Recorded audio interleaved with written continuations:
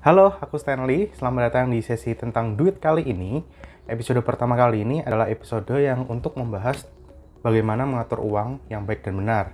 Jadi, mungkin di antara kita masih ada yang kesulitan mengatur pengeluarannya, gajiannya, mungkin uang bulanannya, dan sebagainya. Setelah nonton video ini, kalian nanti akan punya pengetahuan gimana cara tahu pengeluaran yang sehat itu gimana, tips mengatur uang, dan juga ada jawaban dari pertanyaan yang sudah diajukan di Instagram kemarin. Nah, sebelum ke situ kita bahas latar belakang dulu kenapa kita harus mengatur uang. Uang itu kan didapatkan dengan susah payah, teman-teman. Jangan sampai uang itu malah menyusahkan kita di masa depan. Nah, gimana ceritanya tuh? Karena kesalahan kita hari ini, kita nggak tahu sesuatu, justru akan merepotkan kita di masa depan. Misalnya kita ngambil cicilan karena kita mungkin juga ngerasa itu, aku bisa kok ambil cicilan ini, kenapa enggak? Karena gajiku segitu, uangku segitu. Nah, penghitungan yang tidak bagus itu akan merepotkan kita yang ada di masa depan. Maka dari itu kita akan bahas di sesi ini. Alasan berikutnya adalah uang memang tidak bisa membeli kebahagiaan, tapi uang bisa membeli sebuah kesempatan. Gimana tuh ceritanya? Memang sih kalau misalkan kita dikasih uang kita senang, cuma nggak gitu konsepnya. Jadi kalau misalkan teman-teman punya uang, teman-teman sudah nabung atau menumpuk dari dulu, teman-teman bisa traveling nih, bepergian mungkin keliling Indonesia, keluar negeri, sendirian mungkin sama teman-temannya atau sama pacarnya mungkin. Nah, dari jalan-jalan itu kan bakal membuat teman-teman senang, bakal membuat, wah ternyata ini loh apresiasi dari kegiatan ngumpulin duit dari dulu. Walaupun begitu, walaupun kita namanya mengatur uang atau mengumpulkan uang, kita juga harus bersenang-senang atau mengapresiasi diri kita atas uang yang sudah kita dapatkan. Jadi jangan lupa bahagia. Dimulai dari cara mengatur uang. Cara mengatur uang ini ada beberapa tips yang bisa teman-teman pakai. Jadi dari pemasukan bulanan, teman-teman bagi ke 5 pos. Pos pertama adalah pos cicilan, kemudian pengeluaran rutin, ada pos menabung dan investasi, pos sosial, dan ada pos lifestyle. Kita bahas pos yang pertama, yaitu pos cicilan. Kalau misalkan teman-teman sudah punya cicilan, berarti pos pertama yang kalian harus dialokasikan pertama kali adalah pos cicilan. Jadi jangan sampai kalian numpuk tagihan cicilan yang akan mengakibatkan bunganya bertambah, jadi beban kalian makin berat. Nah, cicilan ini maksimalnya adalah 30% dari pendapatan kalian per bulan. Jadi kalau misalkan lebih dari itu, kalian bisa menyusahkan ke 10 bulanan kalian, atau bahkan ya kalian bisa gaji 10 lah, maksudnya tanggal 10-nya habis, kayak gitu. Cicilan ini biasanya ada dua jenis, yaitu cicilan yang produktif dan cicilan yang konsumtif. Cicilan yang produktif itu ketika teman-teman membeli sebuah barang, misalkan teman-teman adalah graphic designer, teman-teman beli atau menyicil mungkin pen tablet atau laptop, dan kemudian digunakan untuk memenuhi pekerjaan kalian yang akan mendapatkan uang lagi atau commission misalkan. Itu bisa disebut cicilan yang produktif. Contoh cicilan yang konsumtif adalah cicilan yang misalkan teman-teman menggunakan untuk kebutuhan diri sendiri. Misalkan kalian lagi nyicil handphone atau nyicil jam tangan baru, atau mungkin mencicil kebutuhan kalian mau traveling sama teman-teman ke luar negeri. Nah, itu bisa disebut cicilan yang konsumtif karena hanya mendatangkan pengeluaran bagi kalian sendiri, tidak untuk pemasukan. Jadi kalau misalkan kalian dari cicilan itu mendapatkan uang, itu bisa disebut cicilan yang produktif. Pos berikutnya adalah pos pengeluaran rutin. Pos pengeluaran rutin ini berkisar antara 40 hingga 60%. Di maksimalnya adalah 60%. Jadi contohnya misalkan kita harus bayar uang kos, uang kontrakan bulanan, listrik, air, pulsa pakai data, makan bulanan, kemudian transportasi ke kantor ataupun ke tempat lain, dan sebagainya. Di pos pengeluaran rutin ini yang biasa dimasukkan adalah kebutuhan yang primer, teman-teman. Jadi kalau misalkan nggak ada kebutuhan ini atau pengeluaran ini, kita bisa bahaya banget dalam 1 bulan ke depan. Misalkan kita nggak ada transportasi ke kantor, alokasi dananya, itu kan juga bahaya bagi keberlangsungan kita ke depan. Termasuk makan. Makan pun jangan makan yang mahal-mahal, yang sesuai dengan kemampuan kita. Seperti itu. Nah, pos berikutnya adalah pos menabung dan investasi. Pos ini penting banget, yaitu kalian harus alokasikan sekitar 10-30% dari penghasilan kalian. Gunanya buat apa? Misalkan kalian nanti tabungan untuk dana darurat tepatnya. Jadi misalkan kalian ingin beli-beli sesuatu, juga bisa lewat tabungan. Kalau misalkan ada hal yang urgent, bisa lewat dana darurat. Untuk dana darurat, kita bahas di video lainnya. Nah, untuk investasi itu adalah sebuah kebutuhan, bukan pilihan. Kenapa kok begitu? Jadi kalau misalkan semua uang kalian ditabung di rekening, itu akan kemakan inflasi. Jadi kalian harus berusaha untuk menginvestasikan minimal di risikonya yang paling rendah. Ada beberapa instrumen yang risikonya rendah, namun juga fee-nya atau return-nya juga rendah. termasuk kalau high risk, high return, kayak misalkan di saham. Bagi kalian yang mau investasi, belajar dulu di risiko yang paling rendah sampai paling tinggi. Jangan langsung naruh investasi kalian di risiko yang paling tinggi. Jadi pahami dulu risikonya, pahami dulu profil risiko kalian juga, dan juga investasilah di instrumen-instrumen yang kalian pahami risikonya. Pos berikutnya adalah pos sosial. Pos sosial ini nggak ada minimal, nggak ada maksimal, jadi biasanya untuk pemeluk agama masing-masing ada anjurannya. Pos yang terakhir adalah pos lifestyle, yaitu maksimal 20%. Pos ini biasanya diisi untuk kebutuhan yang tersier, sekunder, dan sebagainya. Jadi kalau misalkan kalian nggak ada lifestyle ini, sebenarnya nggak mati-mati amat gitu, nggak tetap bisa hidup gitu. Contoh pengeluaran ini misalnya kalian beli buku, ke mall, mungkin subscription musik, TV online, dan sebagainya. Mungkin juga kalian hobi baca koran online atau buku online, ini bisa masuk di pos yang seperti ini. Beli boba itu juga masuk ke pos lifestyle, karena kalian juga bisa hidup tanpa boba, kecuali no boba no life, itu berarti bisa masuk primer.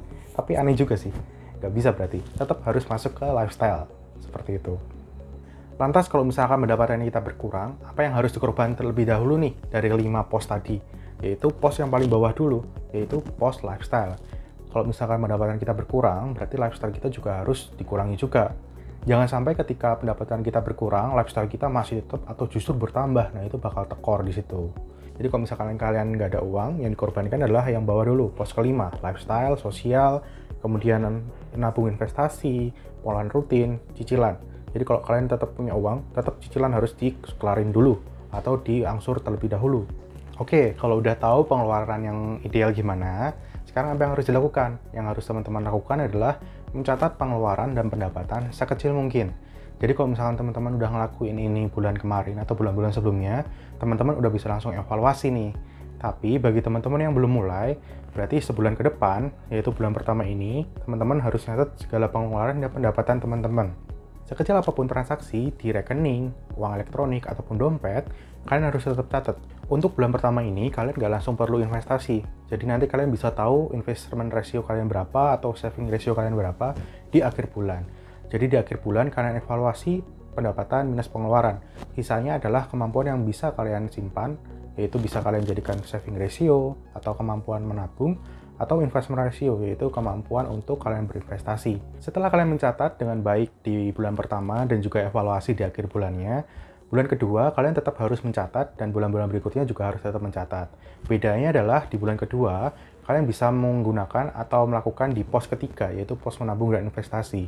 Jadi kalian bisa berinvestasi di instrumen yang kalian pahami di awal bulan atau ketika kalian menerima gaji atau pendapatan bulanan. Jadi jangan menabung atau berinvestasi di akhir bulan atau di akhir pendapatan kalian dari uang sisa, tapi tetap kalian harus alokasikan di awal. Jadi sisanya baru kalian konsumsi. Pesan yang aku highlight di sini adalah jangan menabung dari uang sisa bulanan. Jadi harus dialokasikan dari awal. Itu nanti hasilnya bakal kelihatan banget. Begitu. Oke, kita sekarang ke sesi pertanyaan, sesi tanya jawab yang pertanyaannya udah aku tampung di Instagram kemarin, aku bacain. Jadi pada pertanyaan dari Nina, tips konsisten ngatur duit dari awal bulan dan menahan diri biar gak bablas gimana? Oke, seperti yang udah dibahas sebelumnya, jadi pertanyaannya adalah udah nyatet atau belum pengeluaran bulanannya, pemasukan bulanannya. Kalau belum berarti harus mulai nyatet, mulai alokasikan budget-budget yang sudah aku rekomendasikan sebelumnya. Jadi sebelum beli barang, habis itu lihat budgetnya, masih tersisa, ya udah, berarti kalian punya kemampuan untuk beli. Kalau misalkan, budgetnya tinggal dikit, jangan sampai ngambil dari pos lain. Jadi jangan sampai kalian menderita gara-gara kesalahan yang kalian buat sendiri, begitu.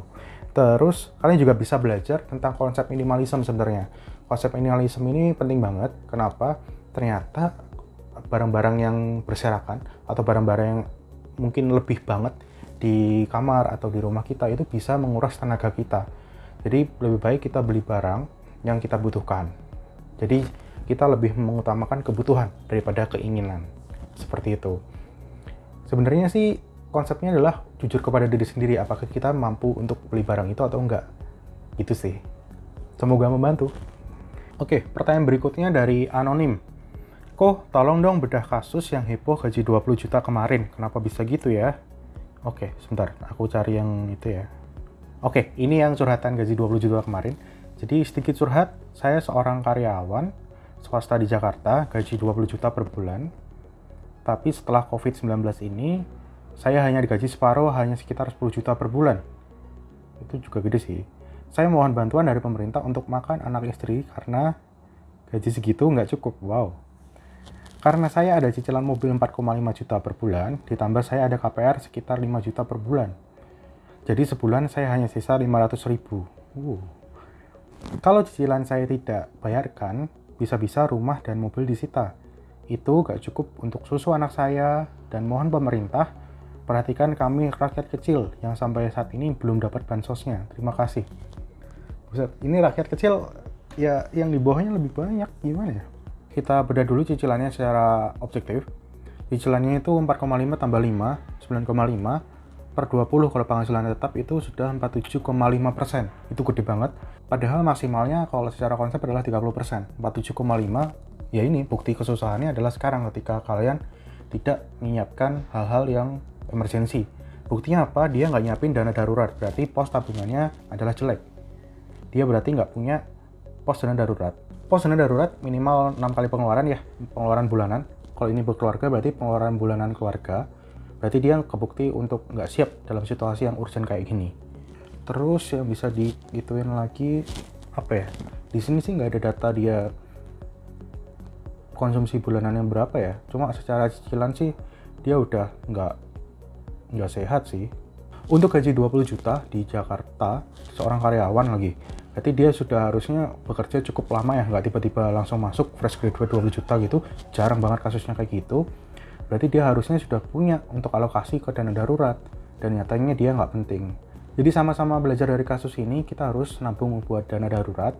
Dana darurat dulu disiapin, ya sambil nyicil nggak apa-apa sih sebenarnya, cuma cicilannya juga harus yang sehat, maksimalnya 30%, biar nggak nyusahin kalian nantinya.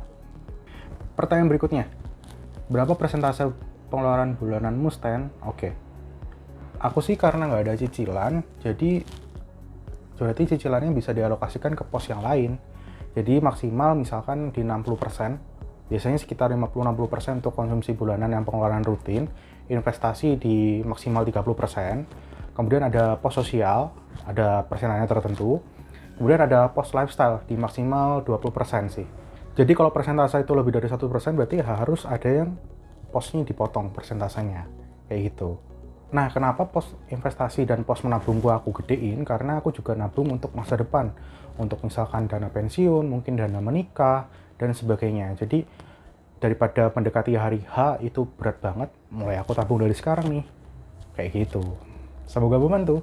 Nah, itu dulu video sesi tentang duit kali ini. Semoga membantu kalian. Semoga kita sama-sama belajar untuk ke tahap yang lebih lanjut berikutnya. Jadi kalau kalian suka, jangan lupa subscribe dan like. Kalau kalian nggak suka, silahkan klik dislike. Dan juga misalkan kalian ada pertanyaan, bisa komentar di bawah.